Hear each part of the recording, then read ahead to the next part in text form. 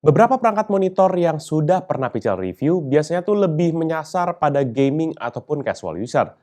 Nah, oleh karena itu, monitor besutan Asus yang Pical akan review kali ini tuh lebih diperuntukkan pada teman-teman yang bergerak di bidang desain grafis atau mungkin yang memang menjadikan akurasi warna di layar tuh adalah hal yang utama.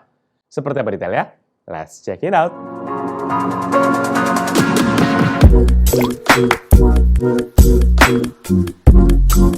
Halo guys, balik lagi bersama Pical dan kali ini Pical akan bahas sebuah monitor dengan tagline ProArt dari Asus, yaitu Asus ProArt Display PA278QV Professional Monitor. Monitor untuk kaum seniman ini tuh diklaim Asus menjadi sebuah tool yang akan memanjakan para penggiat seni dengan tingkat akurasi warnanya yang nggak main-main. Tapi benarkah begitu? Mari kita bahas sama-sama.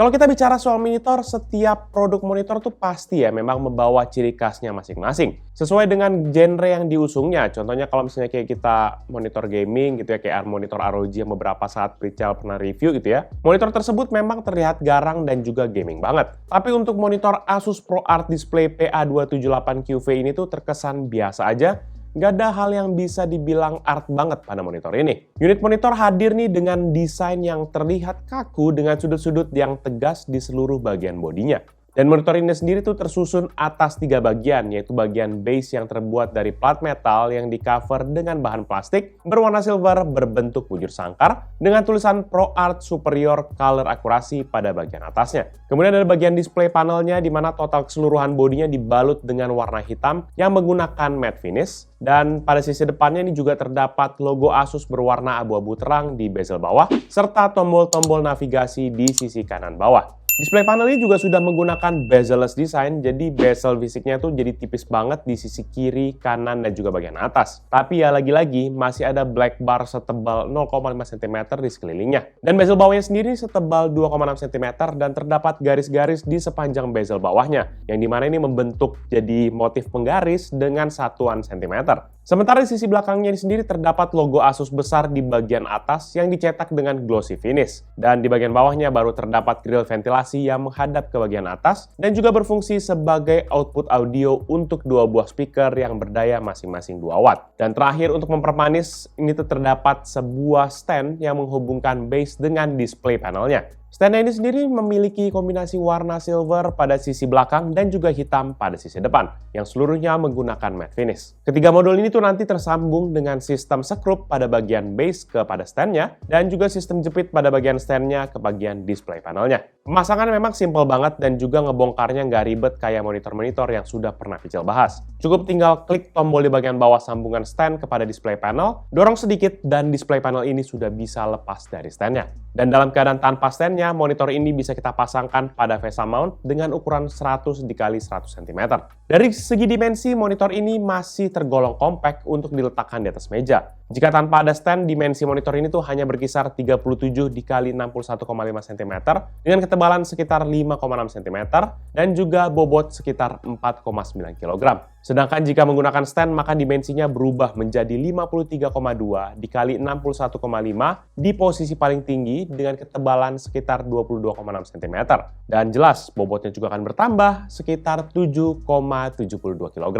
Dan kalau urusan pengaturan monitor, kita dapat mempergunakan nih 6 tombol di bagian bawah kanan dari monitornya yang ditemani dengan LED indikator berwarna putih, di mana LED ini akan menyala hanya pada saat monitor ini juga menyala. Tombol paling kanan tuh adalah tombol untuk on-off untuk menyalakan dan juga mematikan monitor. Sementara 5 tombol lainnya ini tuh jika kita pencet satu, maka tombol yang mana aja gitu ya. Ini akan mengeluarkan menu shortcut untuk main menu, close, quick fit, brightness, dan juga blue light filter. Dan jika kita pilih main menu, maka akan ada muncul pengaturan yang lengkap banget untuk monitor ini yang berisi ProArt Preset, Blue Light Filter, ProArt Palette, Image, Sound, Input Select, System Setup, dan juga Shortcut. Menu monitor ini tuh jelas banyak banget dan terlalu kompleks kalau buat Pical jabarkan sekarang ya. Tapi nanti beberapa menu akan Pical jelaskan sedikit di bagian display quality. Sementara untuk urusan input port, meskipun monitor ini ditujukan kepada para pekerja seni, Asus tetap menyematkan beragam port yang lengkap, tapi sayangnya tidak terlalu up to date. Port-port ini bisa kita temukan pada bagian bawah di sisi belakang dari display panelnya. Mulai dari sebelah kiri hanya terdapat sebuah port power supply yang dilengkapi dengan saklar on-off sebagai pengamannya.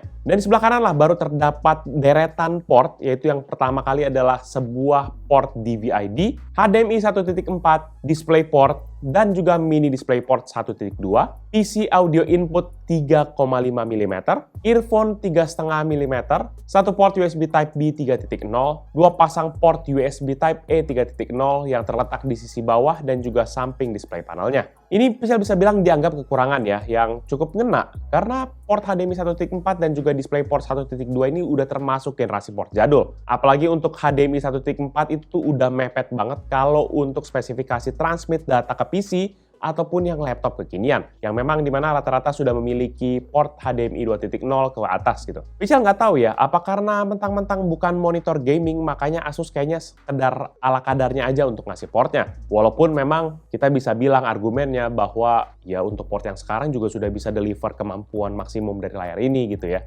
Tapi ya tetap aja gitu, kayak nanggung aja.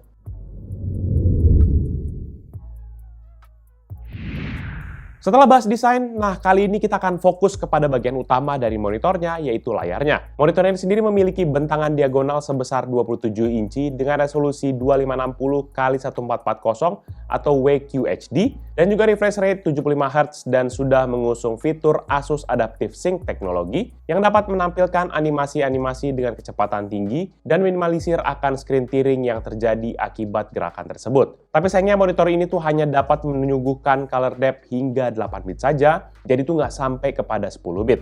Dan memang ini akan menghasilkan warna yang memang berasa kurang deep ya, dibandingkan dengan layar-layar yang sudah 10 bit. Lebih lanjut lagi, monitor ini sendiri mempergunakan panel layar dari Asus dengan kode AUS2701, dan seperti yang digadang-gadang oleh Asus pada websitenya, spek panel ini tuh sudah mencapai akurasi warna 100% sRGB dan 100% sRGB Rec 709, dan sudah mengantongi akan sertifikasi Kalman Verified. Sementara untuk tingkat kecerahan layarnya sendiri, monitor ini mendapatkan skor 350 nits dengan kontras rasio sebesar 1000/1, dan ada juga nih namanya Asus Smart Contrast Ratio atau ASCR sebesar 100 juta/1. Pada paket yang Pichel terima terdapat juga nih sebuah kertas report yang menyatakan bahwa monitor ini tuh sudah dikalibrasi menggunakan Minolta Color Analyzer yaitu AC310 dengan result color akurasi average delta itu di bawah 2 gitu ya, atau E lebih kecil daripada 2. Kalau dari situs-situs yang Pichel baca nih, sebenarnya result ini tuh penting banget ya buat teman-teman yang bener-bener butuh tingkat akurasi sebuah monitor.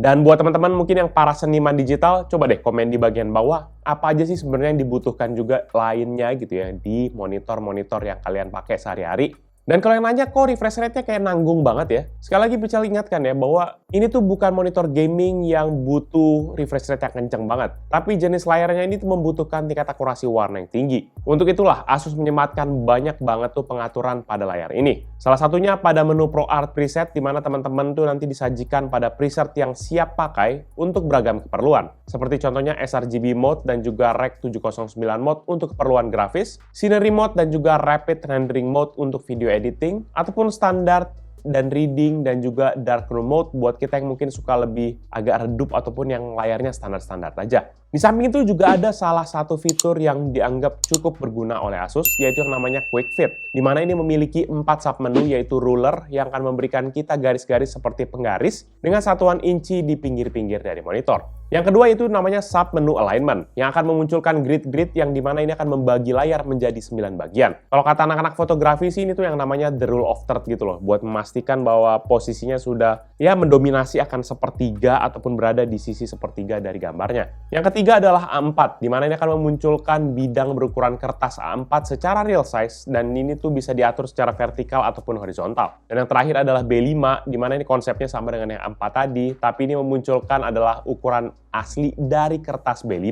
Tapi keunggulan monitor ini bukan hanya pada layarnya saja ya, tapi pada keseluruhan dari monitor itu sendiri. Saat terpasang pada stand-nya, monitor ini tuh bisa berotasi sejauh 90 derajat ke arah kanan ataupun 90 derajat ke arah kiri. Dan ini juga mendukung tilt sejauh 35 derajat hingga minus 5 derajat, height adjustment hingga total tinggi itu 53,2 cm, dan juga pivot position hingga 90 derajat. Sayangnya monitor ini tuh tidak dilengkapi dengan gyroscope. Jadi kalau kita pivot ataupun kita putar layarnya secara vertikal gitu ya, gambarnya tuh nggak muter secara otomatis. Dan kita harus adjust manual dari PC ataupun laptop yang terhubung. Dan sekali lagi Pical ingatkan bahwa ini adalah monitor untuk desain dan bukan untuk gaming. Jadi nggak usah ngarap tuh yang ada namanya gimmick-gimmick macam-macam kayak RGB, kayak monitor gaming gitu deh. Bener-bener polos buat kerja.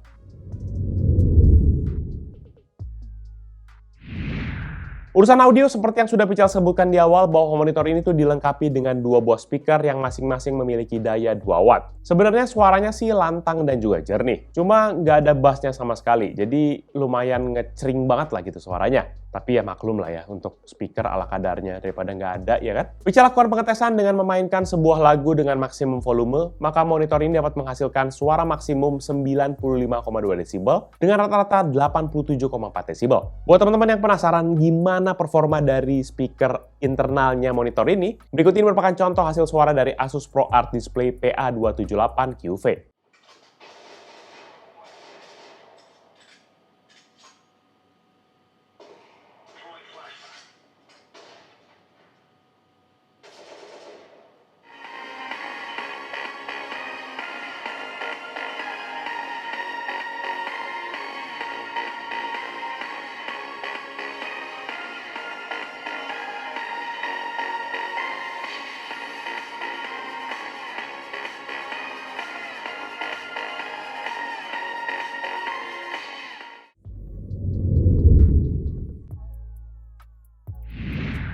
Terakhir untuk urusan power ataupun daya, monitor ini sendiri itu ditenagai oleh daya dari power supply yang sudah tertanam pada bodinya. Jadi colokannya nggak seribet dengan monitor yang masih mempergunakan eksternal adaptor. Walaupun ya kelemahannya kalau misalnya adaptornya kenapa-kenapa kita nggak bisa ganti gitu. Harus dibongkar dalamnya. Daya yang digunakannya juga sebenarnya relatif kecil ya. Hanya berkisar 18,6 watt pada saat digunakan dan sekitar 0,5 watt pada saat off. Dan power supply-nya ini menariknya juga memiliki saklar sendiri yang bisa memutus aliran listrik secara total. Jadi walaupun kita masih dalam keadaan tercolok kepada listrik, maka listriknya tetap nggak akan bisa masuk ke dalam monitor dan akhirnya meteran listrik pun jadi nggak akan nggak akan cepat boros lah kita untuk urusan listrik. Namun sayangnya yang menjadi catatan Pical di sini ketika mati sama sekali nggak ada indikator untuk menandakan bahwa ada aliran listrik atau enggak. Jadi benar-benar harus disaklarin on, baru pencet tombol power. Kalau memang hidup ya berarti ada listriknya gitu.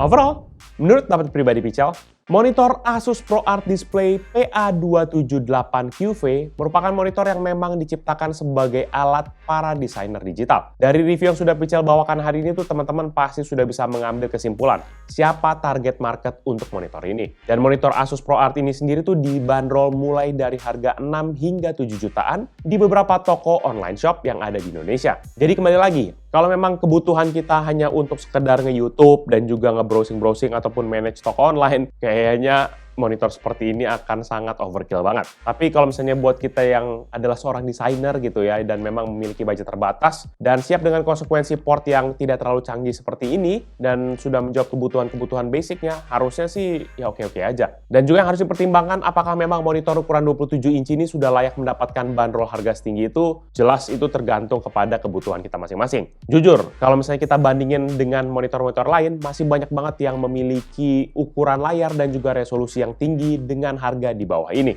Tapi kan sekali lagi ya, monitor ini memang ditujukan buat kita yang punya perhatian khusus pada color akurasi dan juga beragam fitur yang tidak akan kita temukan pada monitor pada umumnya. Nah, kalau udah namanya video ataupun foto editor sih jelas ini bakal demen banget sama monitor seperti ini. Jadi paling itu aja review dari Pical kali ini terkait dengan monitor Asus ProArt Display PA278QV. Buat teman-teman sekalian yang mungkin berminat dengan produk ini atau mau cek-cek dulu produknya, bisa cek di description yang nanti Pical akan cantumkan di bawah ini. Dan buat kalian sudah menonton dan juga suka kan video ini, pastikan klik hit like dan jangan lupa share buat teman-teman kalian. Tapi kalau kalian suka, kalian bisa langsung dislike aja video ini. Kalian juga bisa pertimbangkan untuk subscribe kepada channel Pical agar bisa mendapatkan informasi mengenai video-video dari Pical berikutnya. Dan bisa juga kunjungi sosial media kita yaitu Facebook, Twitter, Instagram, TikTok, Hello, ataupun website kita yaitu picalmediagroup.com. Dan buat teman-teman sekalian, sekedar mengingatkan kalau kalian suka yang namanya berurusan dengan game gitu ya, kayak game konsol, game retro, arcade gitu ya, bisa kunjungi channel kita yang satu lagi yaitu Pical Main Game. Ataupun untuk yang penasaran tentang video di belakang layar dari Pical, seperti yang Pical tampilkan di layar ini, ya, bisa kunjungi channel baru kita yaitu PMG Fams. Jadi itu dia video Pical kali ini. Thank you guys for watching. See you in the next video. Bye-bye. Gile, PMG PEMS jadi cakep banget gambarnya, coy. Aduh.